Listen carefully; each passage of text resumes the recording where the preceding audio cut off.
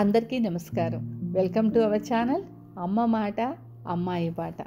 Video మధ్యలో ఆపేయకుండా పూర్తిగా చివరి వరకు కథను వినండి. మొదలు పెట్టుకుందామా? భువన సుందరి అధ్యాయము 4. గ్రీకు నౌకలలో నుంచి తీరానికి దూకిన మొదటివాడు చంద్రప్రభుడైతే రెండవవాడు వజ్రకాయుడు. అతని వెనుకనే గ్రీకు బలాలన్నీ దిగి సమరానికి తలపడ్డాయి. ట్రోజనులలో మరాళుడని ఒక వీరుడున్నాడు. అతను కత్తితో కానీ బల్లెంతో కానీ చావడు. ఈ మరాళుడు ఆ తొలి రోజు యుద్ధంలో అనేక వందల మంది గ్రీకు యోధులను యమపురానికి పంపాడు.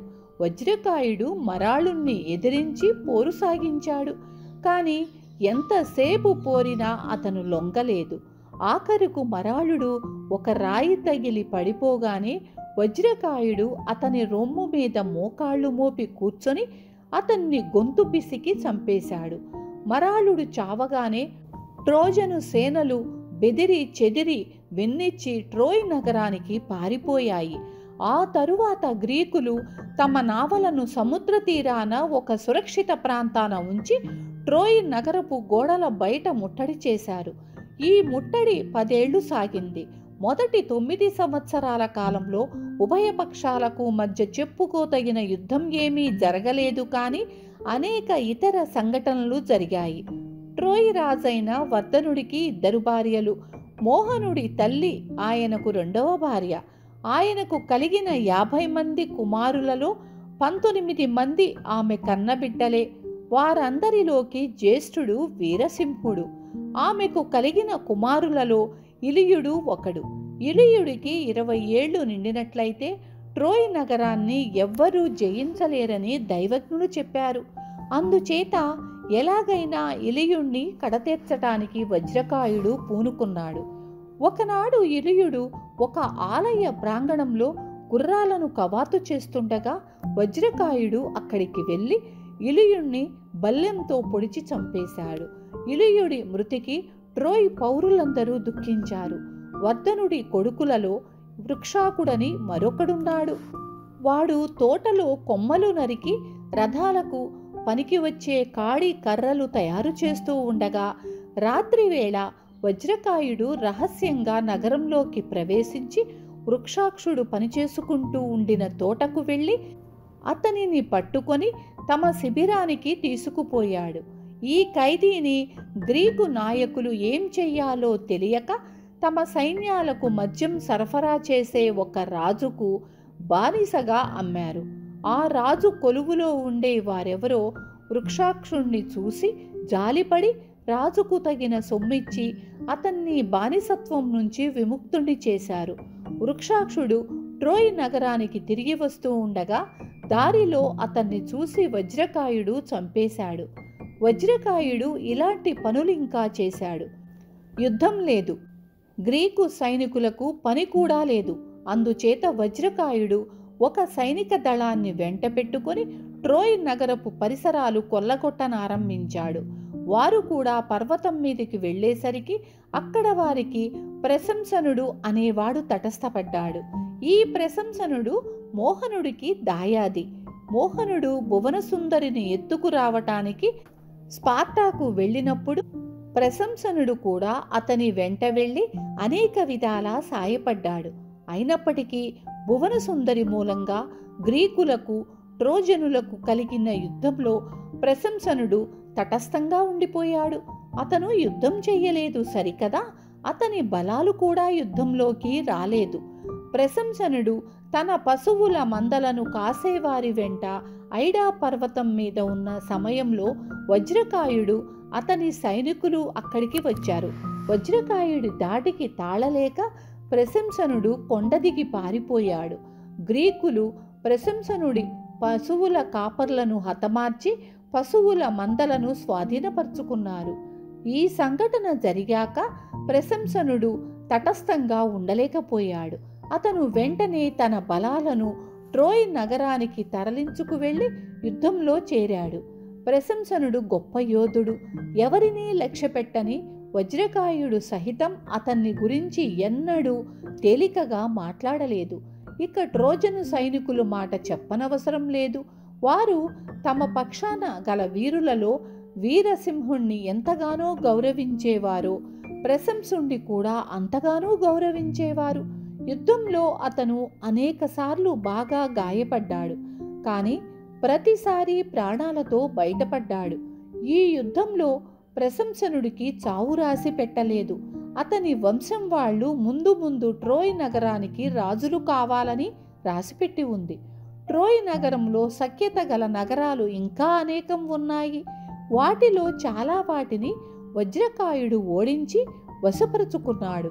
అతనికి లోబడిన నగరాలలో ఒకదానికి రాజు వీరసింహుడికి పిల్లనిచ్చిన మామ.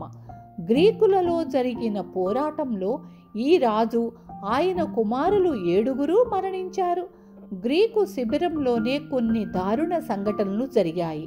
అందులో ఒకప్పుడు రారాజు రూపధరుణ్ణి పిలిచి, నీవు త్రేస్కు వెళ్ళి నౌకలో ధాన్యం పట్టించుకునిరా అని ఆజ్ఞాపించాడు. రూపధరుడు ఆ ప్రకారమే వెళ్ళి ధాన్యం తీసుకురావటానికి మారుగా ఉత్త చేతులతో తిరిగి వచ్చాడు. గ్రీకు వీరులలో ఒకడైన ప్రబోధుడు రూపధరుడితో, నీవు ఒట్టి సోమరిపోతువు, పిరికి పందవు అన్నాడు. నా తప్పేమీ లేదు, ఎక్కడా ధాన్యం దొరకలేదు. రారాజు నిన్ను పంపి ఉన్న ఒట్టి చేతులతో వచ్చి ఉండేవాడివే అన్నాడు రూపధరుడు. ప్రబోధుడికి పంతం వచ్చింది. అతను అప్పటికప్పుడే ఒక నావను తరలించుకొని వెళ్ళి దాని నిండా ధాన్యం తీసుకొని తిరిగి వచ్చాడు. రూపధరుడికి తీరని పరాభవం జరిగింది. ప్రబోధుడి పైన ఎలాగైనా పగ తీర్చుకోవటమా అని రూపధరుడు అహోరాత్రాలు మదనపడి చివరికొక పన్నాగం ఆలోచించాడు. ఒకనాడు రూపధరుడు రారాజుకు ఈ విధంగా వార్త పంపాడు. రాత్రి కలలో నాకు దేవతలు కనపడి మన శిబిరంలో ఒక గొప్ప ద్రోహం జరుగుతున్నదని హెచ్చరించారు. ప్రమాదం తప్పాలంటే ఒక పగలు రాత్రి మన శిబిరం మార్చాలి. రూపధరుడు చేసిన ఈ సూచనను రారాజు వెంటనే అమలు జరిపించాడు. గ్రీకులందరూ తమ శిబిరాన్ని వదిలేసి ఒక పగలు రాత్రి మరొక చోట గడిపారు.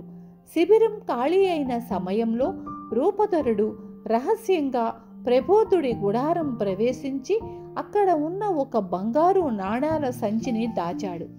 తరువాత అతను యుద్ధ ఖైదీని ఒకణ్ణి పట్టుకొని వాడి చేత బలాత్కరంగా ఒక ఉత్తరం రాయించాడు. ఆ ఉత్తరము వర్ధనుడు ప్రబోధుడికి రాసినట్లుగా ఉంది. గ్రీకులకు ద్రోహం చేయటం నిమిత్తమై నీవు కోరిన ప్రకారము బంగారం పంపడమైనది అని ఆ ఉత్తరంలో ఉంది. నువ్వు వెంటనే ఈ ఉత్తరం తీసుకుపోయి ప్రబోధుడికి అందచెయ్యి అని ఆ యుద్ధ ఖైదీకి రూపధరుడు చెప్పాడు. కాని ఖైదీ ఆ ఉత్తరాన్ని ప్రబోధుడికి అందించబోయే దారిలో రూపధరుడు అతన్ని తన మనుషుల చేత చంపించాడు. మర్నాడు తెల్లవారి గ్రీకులు తమ పాత శిబిరానికి తిరిగి వచ్చేటప్పుడు శిబిరం వెలుపల చచ్చిపడి ఉన్న యుద్ధ ఖైదీ కనిపించాడు. అతని వద్ద ఉన్న ఉత్తరం వారికి దొరికింది. అది చాలా ప్రమాదకరమైన ఉత్తరంగా కనపడ్డందుకు దానిని వెంటనే రారాజుకు చేర్చారు. రారాజు ఆ ఉత్తరాన్ని చూసుకొని ప్రబోధుణ్ణి విచారణకు పిలిచాడు. వర్ధనుడి నుంచి అలాంటి ఉత్తరం రావటానికి సంజాయిషి చెప్పమన్నాడు.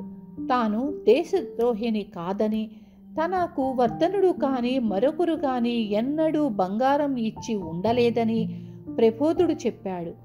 అతని గుడారం వెతికితే నిజం తెలిసిపోతుంది అన్నాడు రూపధరుడు.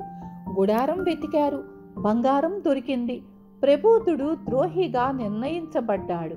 అటువంటి ద్రోహికి శిక్ష ఏమంటే సైనికులందరూ అతన్ని రాళ్లతో కొట్టి చంపటము. ప్రబోధుణ్ణి అదే ప్రకారము గ్రీకులందరూ రాళ్లతో కొట్టి చంపారు. చనిపోయే ముందు ప్రబోధుడు, అయ్యో సత్యమా, నాకన్నా ముందు నీవే చనిపోయావా అని ఆక్రోశించాడు. ప్రబోధుడి హత్య అన్ని విధాల అక్రమమైనది. అతను నిర్దోషి కావటమే కాక గొప్ప ప్రతిభావంతుడు కూడా. ట్రోయ్ నగరాన్ని ముట్టడించిన గ్రీకులకు కాలక్షేపం జరగటానికి గాను అతను పాచికలు సృష్టించాడు. అతను సృష్టించినవి ఇంకా చాలా ఉన్నాయి. అతను దీపస్తంభాలు కనిపెట్టాడు.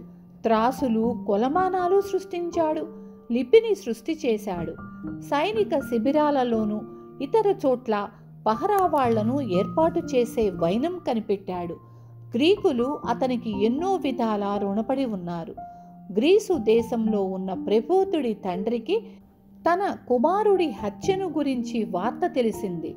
ఆయన ట్రోయ్ నగరానికి ప్రయాణమై వచ్చి, నా కొడుకును ఏ కారణం చేత హత్య చేయవలసి వచ్చింది, వాడు ద్రోహి అని ఎలా రుజువు చేశారు అని రారాజును నిలదీసి అడిగాడు.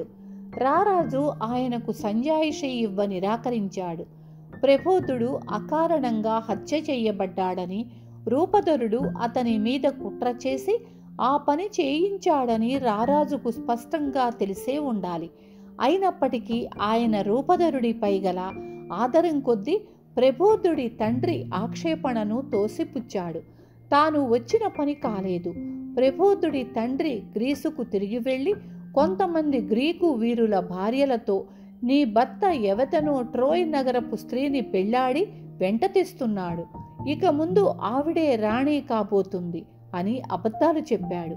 ఇది విని కొందరు గ్రీకు స్త్రీలు బాధతో ఆత్మహత్యలు చేసుకున్నారు. విన్నారు కదా. తరువాయి భాగం రేపు చెప్పుకుందాము.